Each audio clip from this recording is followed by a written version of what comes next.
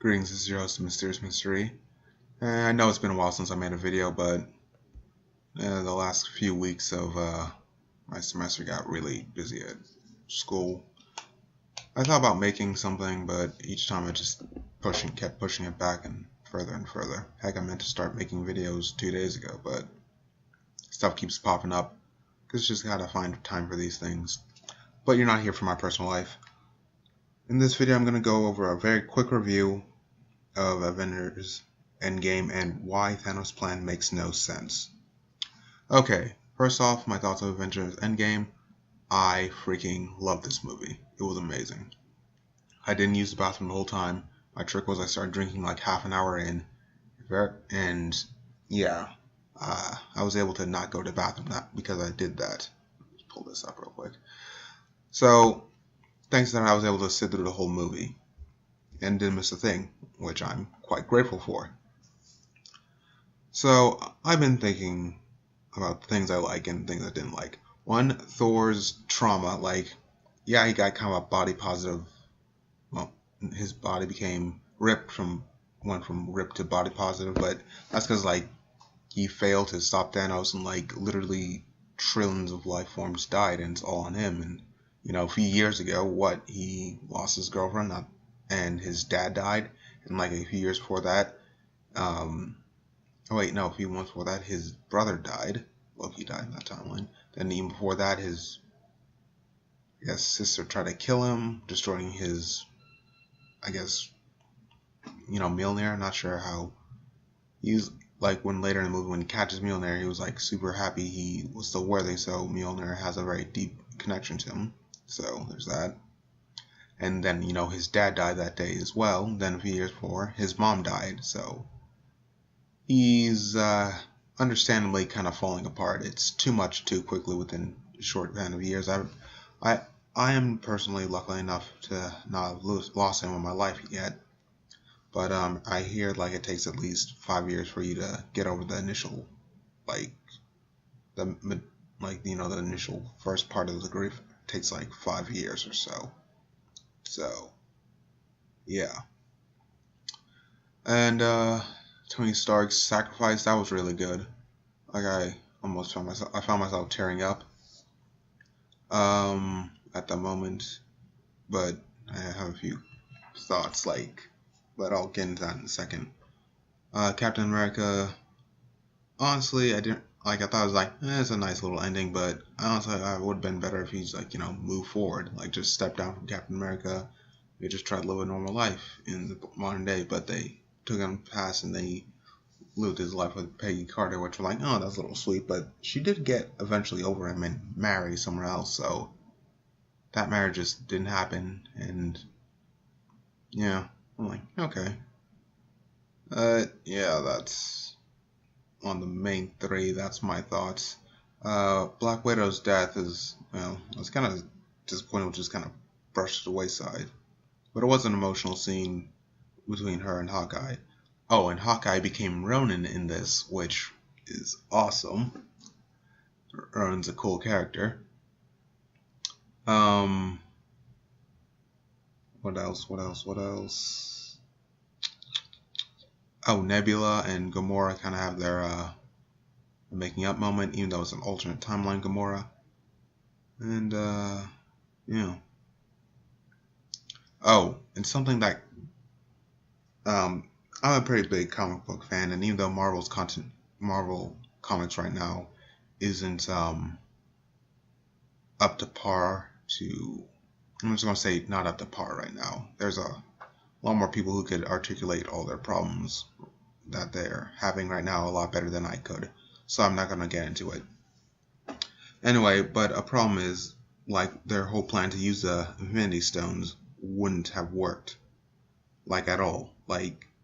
Infinity Stones outside their dimensions literally only glow maybe once or twice, and they won't do anything. And they went to do, but then my mom's or is this just different timelines and it's fine? I'm not really sure how that would work, but yeah. And Thanos, another thing is Thanos, he literally couldn't destroy the Infinity Stones. I mean, he would try, but I'd give them a year or a few months, and then they just reform in different places. They probably did. It's just nobody. They just probably didn't know. And also, what was that whole thing with the whole Infinity Stones damaging someone? I'm like, what? Well, that never happened. There's a handful of characters have held Infinity Stones before, and yeah, they're not like damaged beyond belief or anything. So, and honestly, I just thought Thanos' initial damage came from him, you know, what's called destroying the destroying the Infinity Stones on his hands. That's why it's damaged. But they kind of later explained that he using it at all was the thing that damaged him, his body. Jesus, can't speak right now. Okay, so now that I got that quick little review out of the way, I want to talk about Thanos' plan and the absolute stupidity of it and why it makes no sense at all. Okay, but before that, a bit of context. 1798.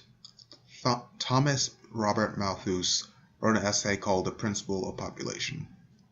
I'm not going to go over it, but I'm just going to sum it up. Pretty much he thought if mankind got over all their stopped fighting, fixed all diseases and all that, pretty much the world would become, there wasn't enough resources for everyone. People would starve to death, and there would be massive people starving to death and they'd die, and yeah. So he was obviously, the year he thought was, geez, I can't remember the year he picked, but pretty much, the world didn't end because of overpopulation. Obviously. 1968, a biology professor named Paul Ehrlich and his wife Anna wrote a book called The Population Bomb. And, yeah, they were proven wrong once again. Then he was so confident in his beliefs, this Paul Ehrlich guy, he made a bet with another professor called Julian Simmons. He bet that Julian Simmons guy said, pick any resource and any time more than a year, and pretty much it would be cheaper because of inflation and all that. So that he picked like 5 metals or whatever. I don't remember the metals off the top of my head. And in a 10-year process. So, the bet started in 1980. So by 1990, all the resources did indeed go down. He lost the bet. So the reason, the reason I'm telling you this is because guys like Malthus and Eldritch pretty much popularized the idea that Earth can only hold so many people. Now, this is actually an economics thing. Now, people mistake economics for a zero-sum game. They think there's only a certain amount of wealth on the planet, and when it's gone, it's gone. That's not true. It's a core misunderstanding, and honestly, there should be there are better people than me who can explain it, but I'm going to explain it the best I can. Pretty much, you take a resource, and over time, it can become useful or useless. An example is oil. Oil used to be completely useless. People didn't know what the hell to do with it. They just thought it was black gunk and they threw it away. They destroyed it because they didn't know how to use it. And they didn't know it was a better fuel than whale oil. Jesus, why did I say oil? That can't speak right now. Anyway, so eventually, when they figured out what oil can do, oil is one of the biggest things we use in our modern society. Think about it. If you have any plastic or everything from fuel to cars to plastic in our houses, like plastic bowls or beach balls or something like that made out of oil. It's just something you look at. And another example is copper. Copper used to be highly conductive. People use it all the time. It was like the best resource, but it became too expensive, so people found other ways. And another thing was sand. Sand's more conductive than it and is better wiring, and it's super cheap because it's sand. So pretty much people think economics and resources are a zero-sum game. Once they're gone, we're all screwed. But the thing is, human ingenuity is an amazing thing. Like right now, we're facing what, CO2 problem. People think, oh, there's too much CO2 in the atmosphere and there's nothing we can do about it. We have to cut this and this and this. There's a company in Canada or something called Carbon Engineering, I think. Anyway, they figured out this thing called air filter technology, which pretty much takes that CO2 from the atmosphere and then turns into synthetic fuel. Super convenient, right? But I bet you never heard of it because it's not really, talked about a lot. But I'm getting off topic. So pretty much, back to economics thing. But what really causes starvation of the planet of people? Like, there are enough resources on Earth for all 7 billion people. The problem is, let's see, corporate greed, wars, government meddling, economic strife, weather disasters like mudslides, tornadoes, hurricanes and stuff, destroying supply lines, and, all those other things I mentioned getting in the way of supply lines, messing with, people getting, enough resources to live. So, yeah, starvation is a problem. And super corrupt governments, that's what I forgot to say. Like, rich, like, third world countries, like, with, like, the people in governments are usually, eating fine, and the reason is because they have their hands on what's called on the supply chains. So like a certain percentage goes to them and theirs, like the people who help them maintain power, and the people get very little. It's a real problem and no real clear solution. You would think that's what the UN is for, but it's kind of a useless body, if you ask me. But getting a little off topic. So pretty much the stupidity of Thanos' plan was, he thought, if I kill half the life in the universe, then the other half will thrive. But the thing about him, when he said half the life in the universe, he didn't just kill all sentient life. Kevin Feige confirmed this. He killed all plants and animals as well. So, and I'm not sure, but I think it's like anything considered life. So it might have killed half the bacteria in the universe as well. That might include good bacteria. So certain what's called viruses might have restarted too. So Thanos literally got rid of half people, causing disasters like people flying planes and people dying from, and like people in the middle of surgery, their doctors disappear, or them driving down the street and the cars just keeps going and slams into them, or train derailing, or because like that bacteria thing I was saying, it's called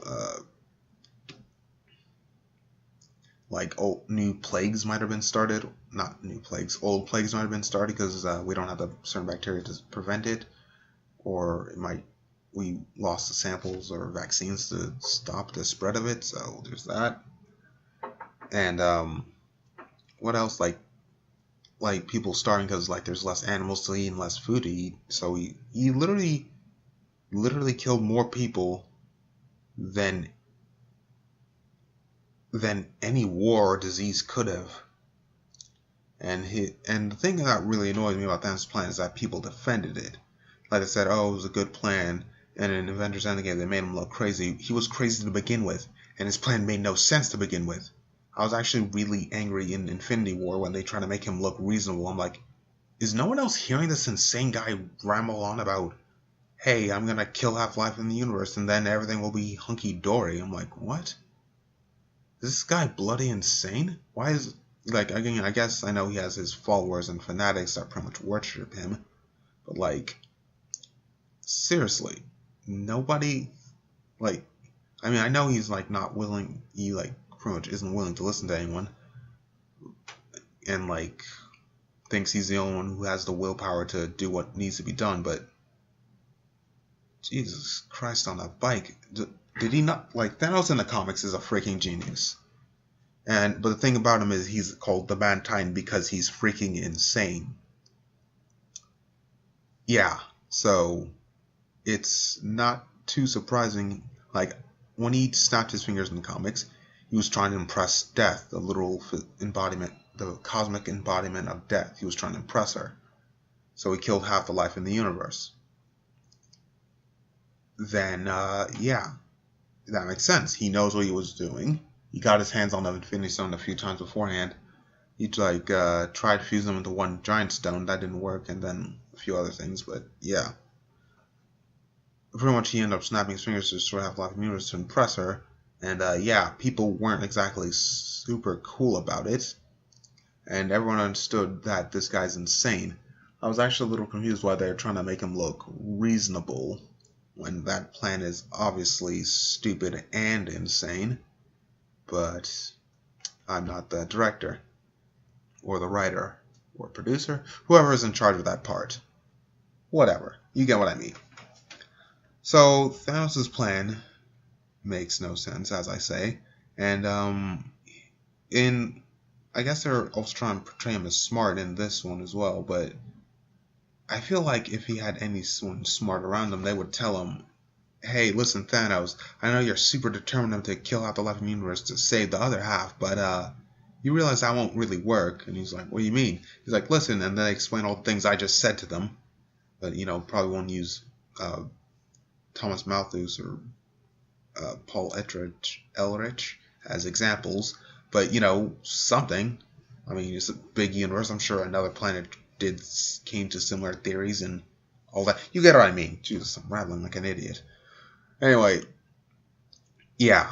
So that's my biggest problem with Thanos in Infinity War, was that his plan made no sense and was defended all the way up until Endgame, where then people said they try to make him look unreasonable, where Thanos pretty much came an alternate timeline. Thanos came and then was like, oh, I'm going to destroy the entire universe and rebuild it to smaller or something so it'd be more grateful. And I'm like, okay, or if you really want to help everyone, make more resources. Literally just as easy. And I think a lot less people would be against you. Just making twice the resources. And he said a line in Infinity War, I'm trying to remember. Yeah, he said the universe is fine. I'm like, no, the universe is infinite. That's the whole point of the universe. It's infinite. It goes on forever. You can even explain it to a kid and they'd understand that. But I don't know. That's what my main problem with the MCU's Thanos was. And why I was quite pleased when he died. Also, so now that they probably don't understand or know that the Infinity Stones are back. I mean, I'm sure some alien empire does. Or how come no cosmic being tried to step in? Because when Thanos did snap his fingers, entire pantheon of cosmic beings came down there and pretty much tried to remind him of the pecking order. And I'm pretty sure when he destroyed his gauntlet, and yeah, I'm pretty sure that every single cosmic being in the universe would have come down there and destroyed him. But that just kind of didn't happen. And I mean, I know why. You can't have that stem on the Avengers moment, but come on. Is there no cosmic pantheon in the MCU? Eternity, Infinity, Oblivion, anything? No? They just kind of let him get away with that? Yeah, okay. Anyway, I've been talking for a while, and I've more or less I've completely explained my point why I think Thanos' plan is stupid. I think my next video is going to be a Shazam review. I really like that movie, or Star versus the Forces of Evil: Final Thoughts. Alright, this has been your host, Mysterious Mystery. For all those who are listening, I'll see you in the next one. Bye.